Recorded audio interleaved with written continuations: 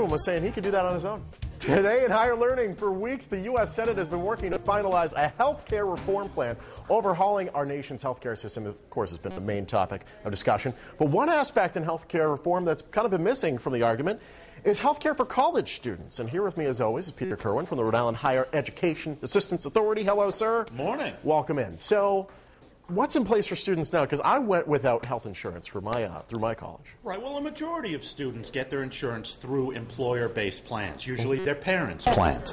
But for those students who don't have access to that, colleges offer, a lot of four-year private and public colleges offer these student insurance plans to kind of fill the gap. Okay. The problem is that the health care plan that was passed by the Senate Finance Committee doesn't allow for these plans. It only recognizes two categories of plans, the employer-based plans and then private plans that are obtained through an insurance exchange program. Yeah. These don't fall into either category.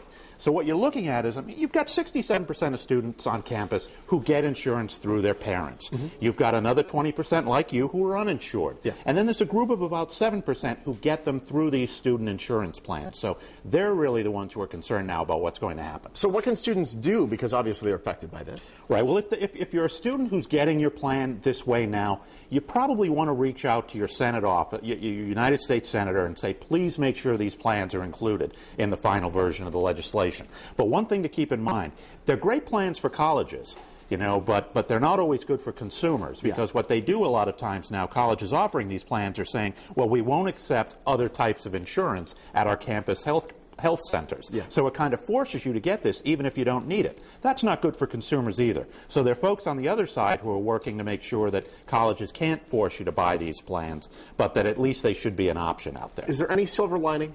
Well, the one good thing is the House version of health care reform is going to change the age at which you can stay on your parents' plan.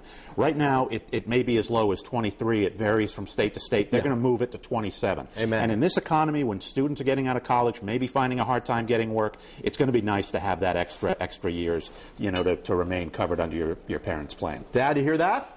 I'm on your plan now. Peter, thank you so much. You got it. Thanks for coming in. Hey, listen, if you want more information about student health care or college-bound fund, you can always head over to our website. It's foxprovidence.com.